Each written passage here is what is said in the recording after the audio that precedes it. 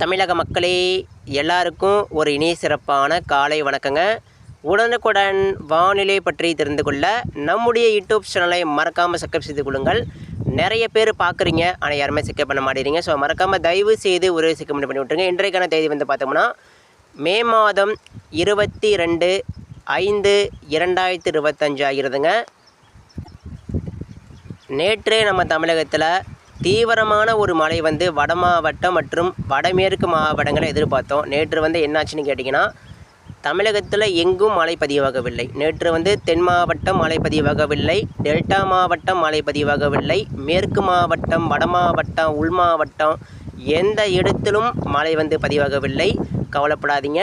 இதற்கெல்லாம் என்ன காரணம், ஏன் நேற்று மழை பதிவாகவில்லைன்னு தெரிஞ்சுக்கோங்க. நேற்று வந்து என்னாச்சுன்னு கேட்டிங்கன்னா, வட கடலோரம், அதாவது நம்ம சென்னை முதல் மசூலிப்பட்டினம் தெற்கு ஆந்திரா வரைக்கும் கடலோரம் நீடித்த அந்த காற்று சுழற்சி, அதாவது ஒரு வளிமண்டல சுழற்சி என்ன பண்ணிச்சுன்னா, அது திடீரென்று ஹைதராபாத்து, விஜயவாடா, மசூலிப்பட்டினம் வழியாக அது அப்படியே உள்ளே போயிடுச்சு. அது கடலோரம் நீடித்த அந்த காற்று வளிமண்டல சுழற்சி திடீரென்று அது அப்படியே மத்திய பகுதியை நோக்கி உள்ளே போயிடுச்சு. இதனால் வட இந்தியா நேற்று மத்திய பகுதி பார்த்தோம்னா அதிகமான ஒரு கனமழை மற்றும் மிக கனமழை பதிவாக இருக்கிறது. ஸோ நேற்று வந்து நம்ம தமிழகத்தில் ஒரு மழை வந்து எதிர்பார்த்தோம், ஆனால் எங்குமே மழை பதிவாகவில்லை. இன்றைக்கி எப்படி இருக்கும், நாளைக்கு எப்படி இருக்கும், வரும் நாட்களில் மழை இருக்கா இல்லையா, உண்மையான நிலையை தெரிந்து கொள்ள ஸ்கிப் பண்ணாமல் இந்த அறிக்கையை முழுமைக்கும் கேளுங்க.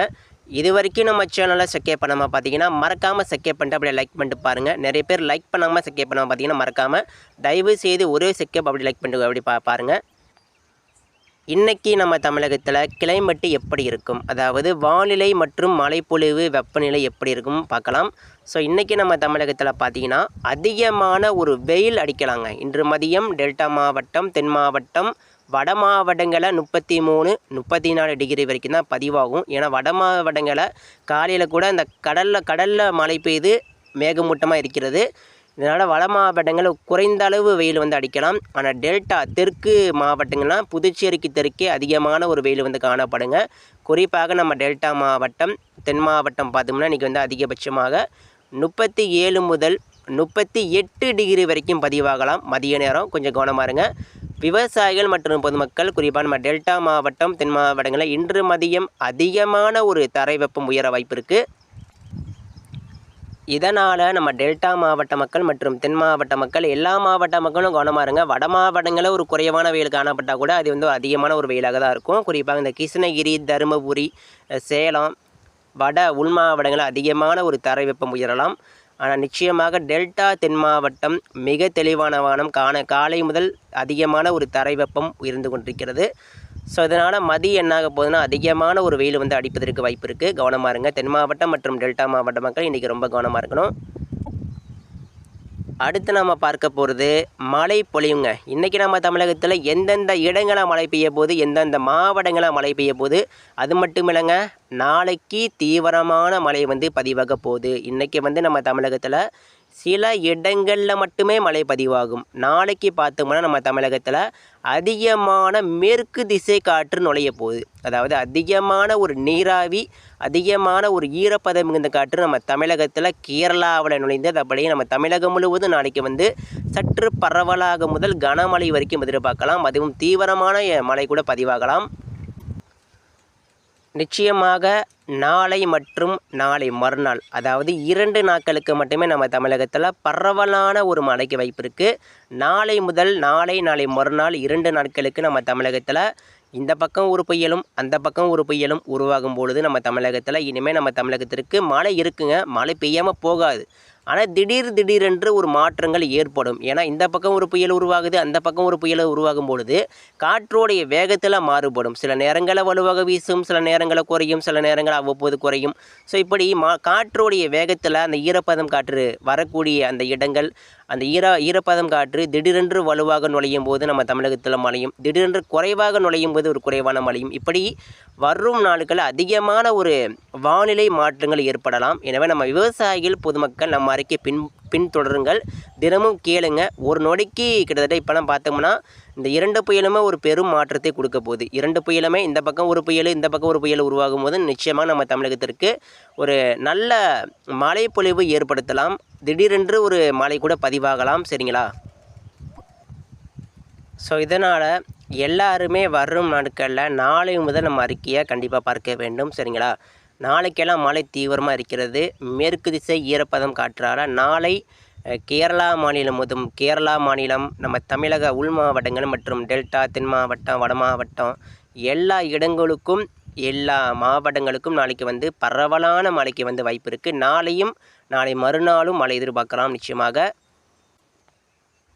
ஸோ அடுத்து இன்றைக்கி நம்ம மழை பொழிவு பார்த்தோம்னா இன்றைக்கி வந்து நம்ம தென் மாவட்டங்களில் மழை எதிர்பார்க்கலாங்க. இன்றைக்கி வந்து நம்ம தென் மாவட்டங்களில் அதிகமான ஒரு தரை வெப்பம் காரணமாக மதியம், மாலை, இரவு நேரத்தில் திண்டுக்கல், தேனி, மதுரை, காரைக்குடி, புதுக்கோட்டைக்கு தெற்கே மழை வந்து பதிவாக வாய்ப்பு இருக்குது. அதே போல் ராஜபாளையம், கடையநல்லூர், திருநெல்வேலி, நாகர்கோவில், கன்னியாகுமரி மாவட்டம் சில இடங்களில் மட்டுமே மழை எதிர்பாருங்க. ஆனால் விளாத்திக்குளம், கடையநல்லூரில் இப்போ வலுவான ஒரு காற்று வீசிகிட்டு இருக்குது. காற்று பகுதினா இந்த கடையநல்லூரில் இந்த கோவில்பட்டிக்கு தெற்கே வலுவான ஒரு காற்று வீசிகிட்டு இருக்குது. இதனால் அந்த காற்று பகுதி ஒதுக்கிவிட்டு விளாத்திக்குளம், ராமநாதபுரம் வந்து மழை கொடுக்கலாம்.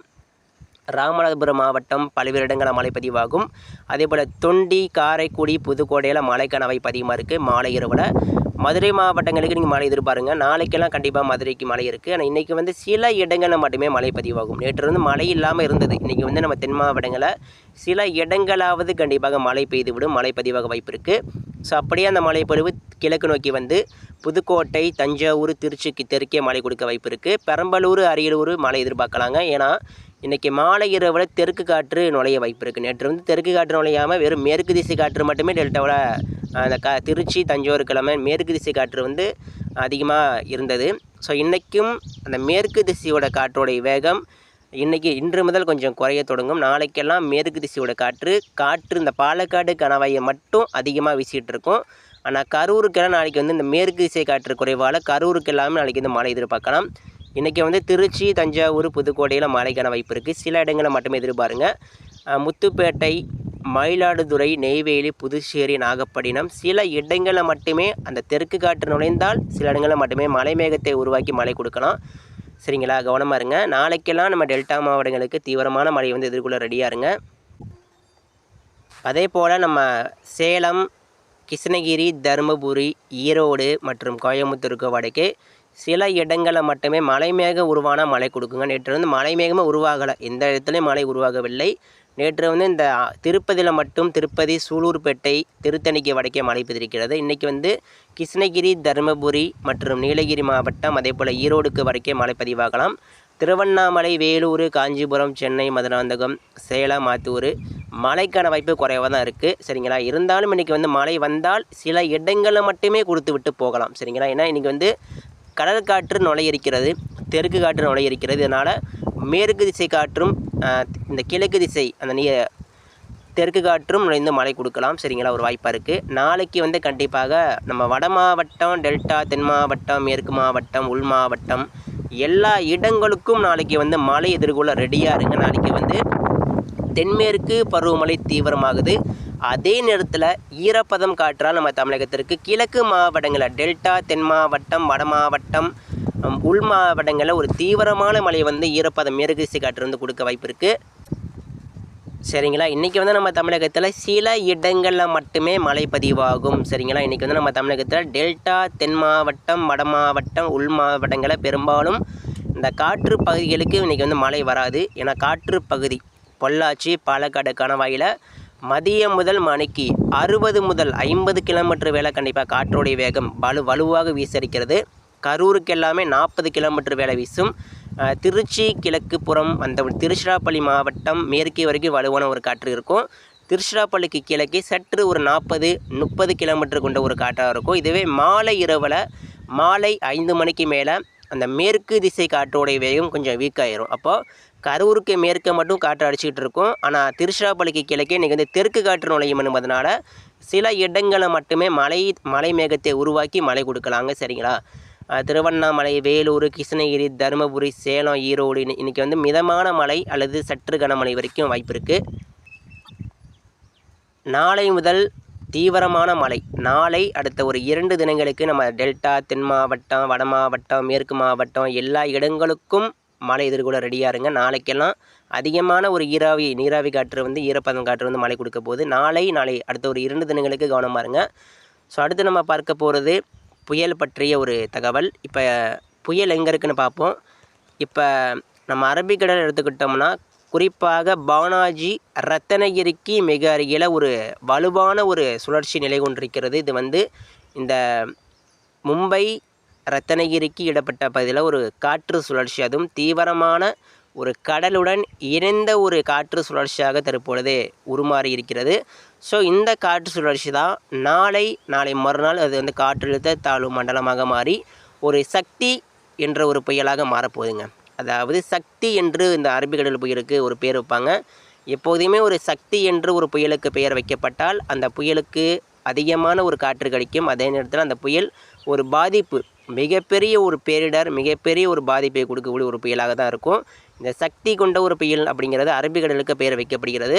அது மட்டும் இல்லாமல் இந்த நம்ம வங்கக்கடலையும் இப்போதைக்கு ஒரு காற்று சுழற்சியாக மட்டும் தற்பொழுது உருவாகி கொண்டிருக்கிறது.